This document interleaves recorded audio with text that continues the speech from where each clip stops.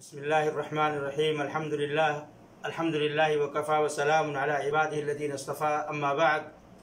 फ़अन मुआज़ इब्न जबल रज़ियल्लाहु अन्हु क़ाल क़ुल्तु या रसूलल्लाह अख़बिरनी बिअमलिन युदख़िलुनिल जन्नह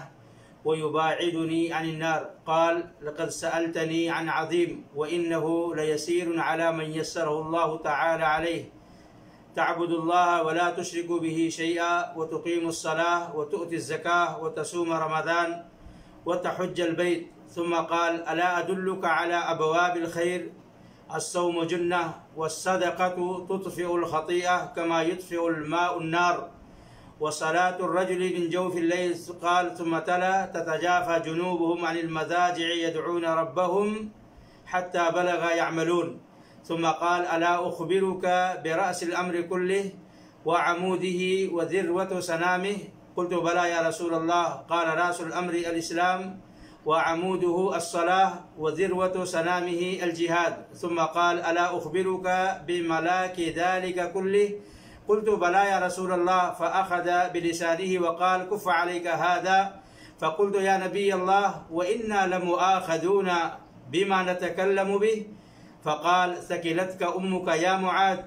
وهل يكب الناس في النار على وجوههم أو قال على مناخرهم إلا حسائد ألسنتهم رواه الترمذي وقال حديث حسن صحيح۔ حمد و صلات کے بعد آج ہماری عربی نبویہ کی 29 نمبر کی حدیث ہے جس کے راوی معاذ بن جبل رضی اللہ تعالی عنہ ہیں، اور معاذ بن جبل رضی اللہ تعالی عنہ کبار صحابہ میں سے ہیں جنہیں اللہ کے نبی صلی اللہ علیہ وسلم نے دعوت دین کے لیے یمن روانہ کیا تھا، اور انہیں دین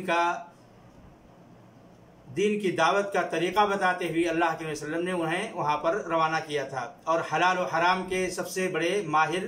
صحابہ میں سے ان کا شمار ہوتا ہے۔ انہوں نے اللہ کے نبی صلی اللہ علیہ وسلم سے ایک سوال کیا کہ اللہ کے نبی صلی اللہ علیہ وسلم آپ ہمیں کوئی ایسا عمل بتلا دیں جو جنت میں لے جانے والا ہو اور جہنم سے بچانے والا عمل ہو۔ تو اللہ کے نبی صلی اللہ علیہ وسلم نے ان کا یہ سوال سن کر ان کی ہمت افزائی کی اور کہا کہ تم نے بڑا اہم سوال کیا ہے، بڑا قیمتی آپ کا سوال ہے، اور اس سوال کا جو جواب ہے یا جو اعمال ہیں یہ اس شخص کے لیے آسان ہوگا جس کے لیے اللہ رب العالمین آسانیاں پیدا کرے، جسے اللہ تعالیٰ توفیق دے۔ پھر اللہ کے نبی صلی اللہ علیہ وسلم نے ان اعمال کو بتلایا جو انسان کو جہنم سے بچانے والے ہیں اور جنت میں لے جانے والے ہیں۔ سب سے پہلے اللہ کے نبی صلی اللہ علیہ وسلم نے اسلام کے 5 جو ارکان ہیں ان کو ذکر کیا کہ یہ آپ کو جنت میں لے جانے والے ہیں۔ کہا تعبد اللہ ولا تشرکوا بہ شیئا، اللہ کی عبادت کرو، اس کے ساتھ کسی کو شریک نہ کرو۔ ظاہر سی بات ہے یہ کلمہ توحید لا الہ الا اللہ محمد رسول اللہ کا مطلب ہے۔ اور پھر فرمایا نماز قائم کرو، زکوٰۃ دو، رمضان کے مہینے کا روزہ رکھو، اور بیت اللہ کا حج کرو۔ پھر کہا کہ کیا میں تمہیں خیر کے دروازے کے بارے میں نہ بتلاؤں؟ پھر فرمایا کہ خیر کے دروازے یہ ہیں الصوم جنہ، روزہ ڈھال ہے، اور صدقہ گناہوں کو ایسے ہی مٹاتا ہے جیسے پانی آگ کو بجھا دیتا ہے، اور کہا قیام اللیل کی نماز، رات کی تاریکیوں میں نماز کا ادا کرنا، اور قرآن کی یہ آیت پڑھی اللہ کے نبی صلی اللہ علیہ وسلم کی نے تتجافى جنوبهم عن المضاجع يدعون ربهم خوفا وطمعا ومما رزقناهم ينفقون، کہ اللہ کے نیک بندے وہ ہیں جن کے پہلو بستروں سے الگ رہتے ہیں رات میں، اور اللہ کو خوف اور امید میں پکارتے رہتے ہیں، اور اللہ نے جو انہیں رزق دیا ہے اس میں سے خرچ بھی کرتے ہیں۔ فلا تعلم نفس ما اخفی لهم من قرۃ اعین جزاء بما كانوا يعملون، اور کسی نفس کو یہ معلوم نہیں ہے کہ اللہ نے کیا کیا نعمتیں جنت میں اس کے لیے تیار کر رکھی ہے اس کے اعمال اور جہد کے بدلے میں۔ پھر اللہ کے نبی نے فرمایا کہ کیا میں تمہیں دین کا سرا اور دین کا ستون اور دین کی کوہان نہ بتلاؤں؟ تو اللہ کے نبی صلی اللہ علیہ وسلم سے صحابی نے کہا کہ ضرور بتلائیے اللہ کے نبی صلی اللہ علیہ وسلم۔ تو اللہ کے نبی نے فرمایا کہ دین کا سرا اسلام ہے، یعنی شہادتین، کلمہ توحید لا الہ الا اللہ محمد الرسول اللہ، یہ دین کا سرا ہے، اور نماز دین کا ستون ہے، اور سب سے اونچا اور اس کا ذروۃ السنام ہی الجہاد، اور دین کی سربلندی جہاد میں ہے۔ پھر کہا کہ کیا میں ان تمام کا خلاصہ نہ بتلاؤں؟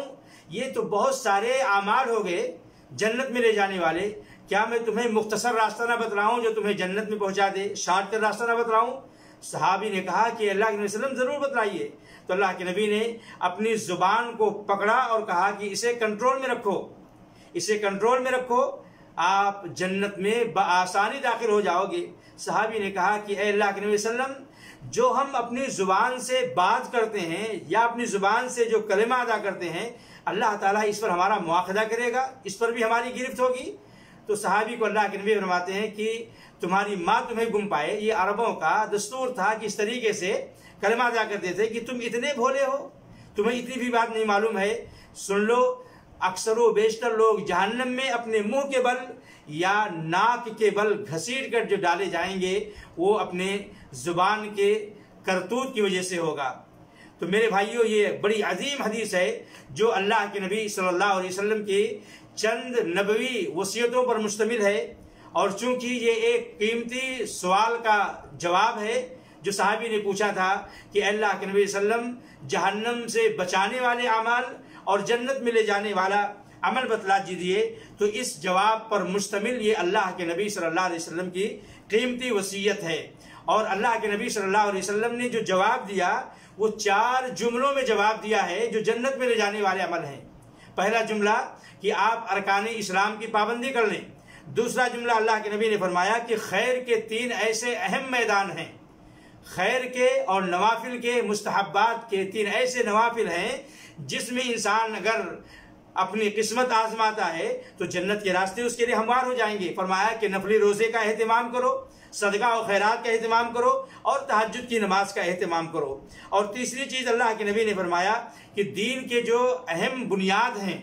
شہادتین، اور اس کے بعد فرمایا نماز، اور پھر جہاد کی جو قسمیں آگے انشاءاللہ بتلاؤں گا، تو یہ تینوں کیا ہے؟ دین کے اہم بنیاد ہیں۔ اور چوتھا چیز اللہ کے نبی نے فرمایا جو ان تمام کا خلاصہ کے طور پر اللہ کے نبی نے بتلایا کہ زبان کی حفاظت کرنا۔ یہ 4 جملوں میں اللہ کے نبی صلی اللہ علیہ وسلم نے بہترین نصیحت اس سوال کے جواب میں کہ جنت میں لے جانے والا عمل اور جہنم سے بچانے والے عمل کے تعلق سے اللہ کے نبی صلی اللہ علیہ وسلم نے ذکر کیا۔ اس حدیث سے میرے بھائیوں ہمیں بہت ساری باتیں معلوم ہوتی ہیں۔ پہلی چیز کہ صحابہ کا کس طریقے سے شوق تھا کہ ہمیشہ اللہ کے نبی صلی اللہ علیہ وسلم سے یا تو سوال کرتے تھے کہ ہمیں ایسے سوال، ایسے جواب بتلا دیں، ایسے عمل بتلا دیں جو ہمیں جنت میں لے جانے والے ہوں، دنیا اور آخرت کو سنوارنے والے ہوں، جس سے ہم جہنم سے نجات پا جائیں۔ یہ سوالات اللہ کے نبی صلی اللہ علیہ وسلم سے صحابہ کرام کرتے تھے۔ یہی طرز زندگی، یہی طرز سوال ہمیں بھی اپنانا چاہیے۔ لا یعنی فالتو سوال اور دنیا داری کے پیچھے زیادہ ہمیں نہیں پڑنا چاہیے۔ اسی طریقے سے اللہ کے نبی صلی اللہ علیہ وسلم نے صحابی کی ہمت افزائی کی، حوصلہ بڑھایا۔ اس طریقے سے اگر کوئی بہترین سوال کرتا ہے تو اس کا حوصلہ بڑھانا چاہیے، اس کی تعریف کرنی چاہیے۔ اور ایسی تعریف کیوں نہ ہو، کیونکہ سوال ایسا تھا کہ جنت میں لے جانے والا عمل، اور اسی لیے انسان پیدا کیا گیا ہے۔ سارے انبیاء کو جنت میں لے جانے کے لیے، لوگوں کو ہدایت کے راستے پہ لگانے کے لیے بھیجا گیا، آسمانی کتابوں کو نازل کیا گیا، اور انبیاء کرام کے ورثہ علماء کو اللہ رب العالمین نے پیدا کیا تاکہ لوگوں کو جہنم سے ڈرائیں اور جنت کے راستے پہ لگائیں۔ تو ظاہر سی بات ہے اس تعلق سے اگر سوال ہے تو بڑا ہی اہم سوال ہے اور بڑا ہی قیمتی سوال ہے۔ اور اللہ کے نبی نے آگے ایک نقطہ ذکر کیا اس حدیث کے میں، جس سے ہمیں پتہ چلتا ہے کہ یہ سارے اعمال دیکھنے میں تو بڑے آسان لگتے ہیں، لیکن آسانیاں اس کے لیے ہوتی ہے جسے اللہ تعالیٰ توفیق دے، جسے اللہ تعالیٰ جس کے لیے آسانیاں پیدا کرے۔ اس لیے ایک مسلمان کو ان اعمال کو انجام دینے کے لیے رب العالمین سے ہمیشہ توفیق مانگتے رہنا چاہیے، اللہ تعالیٰ سے دعائیں کرتا رہنا چاہیے، کیونکہ اور نیک اعمال کرنے پر اللہ تعالیٰ نیکیوں کی مزید توفیق دیتا ہے۔ جیسا کہ اللہ فرماتا ہے قرآن میں فَأَمَّا مَنْ آتَى وَاتَّقَى وَصَدَّقَ بِالْحُسْنَى فَسَنُيَسِّرُهُ لِلْيُسْرَى، کہ جو انسان اللہ کے راستے میں دیتا ہے اور اللہ سے ڈرتا ہے اور نیک بات کی تصدیق کرتا ہے تو اللہ کہتا ہے کہ ہم اس کے لیے آسانیاں پیدا کرتے ہیں۔ اور آگے قرآن کی آیت میں اللہ فرماتے ہیں وَالَّذِينَ جَاهَدُوا فِينَا لَنَهْدِيَنَّهُمْ سُبُلَنَا، جو ہمارے دین کے سلسلے میں کوششیں کرتے ہیں ہم ان کے لیے راستے ہموار کر دیتے ہیں۔ تو دعا کے ساتھ ساتھ نیکیاں کرتے رہنا یہ مزید نیکیوں کی توفیق ملنے کا بہترین وسیلہ ہے۔ اسی طریقے سے میرے بھائیوں، جہنم سے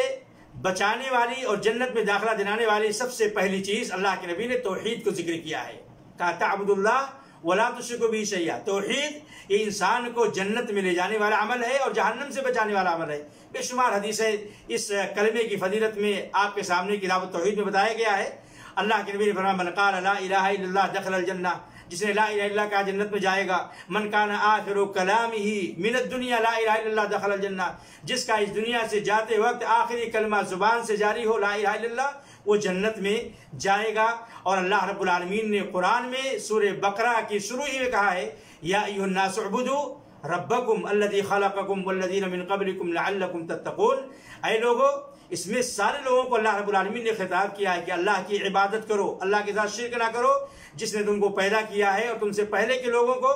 اگر تم جہنم سے بچنا چاہتے ہو، جہنم سے بچو گے اللہ کی عبادت کر کے، اللہ کے ساتھ شرک نہ کر کے۔ تو میرے بھائیوں، توحید اپنانا، شرک سے بچنا، اور بتلایا گیا کہ توحید کی 3 قسمیں ہیں: توحید ربوبیت، الوہیت، اسماء و صفات۔ اللہ کو اس کائنات کے بنانے میں اکیلا جاننا، تمام عبادتوں کو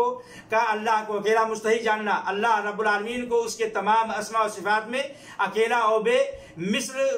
جاننا، یہ توحید کی حقیقت ہے۔ ایسا کرتا ہے اسی کے اعمال اللہ کے ہاں قبول ہوتے ہیں۔ اور اس سے یہ بھی پتہ چلتا ہے کہ شرک ایک منحوس عمل ہے، شرک سے انسان کے سارے اعمال برباد ہو جاتے ہیں، اور شرک سے انسان کی زندگی اور آخرت دونوں تباہ اور برباد ہو جاتی ہے۔ اسی طریقے سے میرے بھائیوں، اس حدیث کے اندر یہ بھی بتلایا گیا ہے کہ خیر کے دروازے بہت سارے ہیں، کچھ تو فرائض ہیں اور کچھ نوافل ہیں۔ اللہ کے نبی صلی اللہ علیہ وسلم نے فرمایا کہ نوافل اور مستحبات کے میدان بھی بہت زیادہ ہیں۔ اس میں سے اس حدیث کے اندر 3 چیزوں کا ذکر کیا گیا کہ روزہ، صدقہ و خیرات، اور قیام اللیل، تہجد کی نماز۔ تہجد کی نماز میرے بھائیوں بڑی ہی اہم عبادت ہے، بہت ساری بیماریوں کا علاج ہے۔ اللہ رب العالمین اس وقت آسمانی دنیا پر اتر آتا ہے، اور اللہ کے نبی فرماتے ہیں کہ اللہ تعالیٰ بندے کے مطالبات کو قبول کرتا ہے۔ بلکہ حدیث میں ہے کہ رات میں ایک ایسی گھڑی ہے جس میں بندہ اگر اللہ رب العالمین سے کھڑے ہو کر دعائیں کر رہا ہے، عبادت کر رہا ہے اور کچھ مانگ رہا ہے، تو اللہ تعالیٰ اس کی دعاؤں کو، اس کی حاجتوں کو قبول فرما لیتا ہے۔ اسی طریقے سے اس حدیث کے اندر یہ بھی بتایا گیا کہ روزہ ڈھال ہے، کس چیز سے؟ آپ کو گناہوں سے بچانے کے لیے دنیا میں، آپ کو اللہ کی نافرمانی سے بچانے کے لیے، اور قیامت کے دن جہنم کی آگ سے بچانے کے لیے روزہ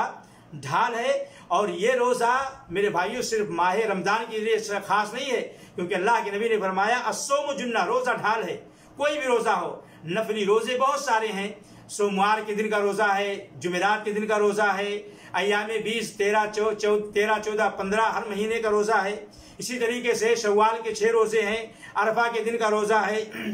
10 محرم الحرام کا روزہ ہے۔ شعبان اور محرم کے خاص مہینے میں اللہ کے نبی صلی اللہ علیہ وسلم نے روزوں کا کثرت سے اہتمام کیا ہے۔ ان تمام روزوں کا اہتمام کرنا، صوم داودی کا اہتمام کرنا، ایک دن چھوڑ کے ایک دن روزہ رکھنا، یہ سارے اعمال میرے بھائیوں انسان کو جہنم سے بچانے والے اعمال ہیں۔ تو میرے بھائیوں، اس میں روزے کی اہمیت کو بتایا گیا ہے، اور اسی طریقے سے صدقہ کے بارے میں بتایا گیا کہ صدقہ بھی ایک مبارک اور ایک بہت ہی مقدس عبادت ہے۔ اس سے اللہ تعالیٰ گناہوں کو مٹاتا ہے، اور قیامت کے دن اللہ تعالیٰ انسان کو اس کے صدقے کے سائے میں رکھے گا، اور اللہ رب العالمین قیامت کے دن ایسے آدمی کو اپنے عرش کے نیچے جگہ دے گا جو خفیہ صدقہ کیا کرتا تھا، رازداری میں خرچ کیا کرتا تھا۔ تو ایسے لوگ میرے بھائیوں قیامت کے دن بڑے فائدے میں ہوں گے۔ اور اس حدیث میں رات کی نماز، تہجد کی نماز کا بڑا اہم مقام بتلایا گیا ہے۔ اور اللہ کے نبی صلی اللہ علیہ وسلم نے جب مدینہ کے اندر پہلا قدم رکھا تو اللہ کے نبی صلی اللہ علیہ وسلم کی جو تعلیم تھی کہ آپ نے کہا کہ سلام کو عام کرو، غریبوں کو کھانا کھلاؤ، اور تہجد کی نماز کا اہتمام کرو، جنت میں آسانی کے ساتھ داخل ہو جاؤ گے۔ یہ ساری چیزیں اللہ کے نبی صلی اللہ علیہ وسلم نے بتلائی۔ اسی طریقے سے میرے بھائیوں، اللہ کے نبی صلی اللہ علیہ وسلم کا یہ طریقہ تھا کہ صحابہ کرام کو بہت ساری باتیں بتلانے کے لیے قرآن کی آیتوں سے استدلال کیا کرتے تھے۔ جیسا کہ اللہ کے وسلم نے تہجد کی نماز پر استدلال کیا، تتجافى جنوبهم عن المضاجع يدعون ربهم خوفا وطمعا، سورہ سجدہ کی جو 16 اور 17 نمبر کی آیت ہے، اس آیت سے اللہ کے نبی صلی اللہ علیہ وسلم نے استدلال کیا۔ اس سے یہ بھی پتہ چلتا ہے کہ ایک داعی کو، ایک مبلغ کو ہمیشہ قرآن اور سنت سے استدلال کرنا چاہیے، اپنی باتوں کو قرآن اور سنت کی روشنی میں رکھنا چاہیے۔ پھر اس کے بعد اللہ کے نبی نے بتایا تھا کہ دین کا جو اصل سرا ہے وہ کلمہ توحید شہادتین ہے، لا الہ الا اللہ محمد رسول اللہ کا اقرار، اور کہا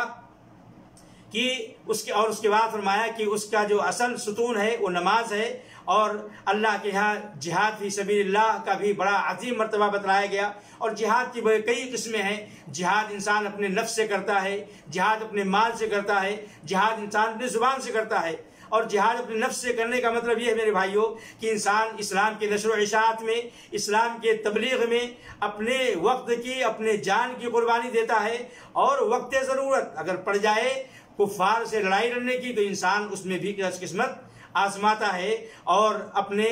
مال کو خرچ کرتا ہے اللہ کے دین کے تبلیغ کے لیے، دین کے نشر و اشاعت کے لیے، دین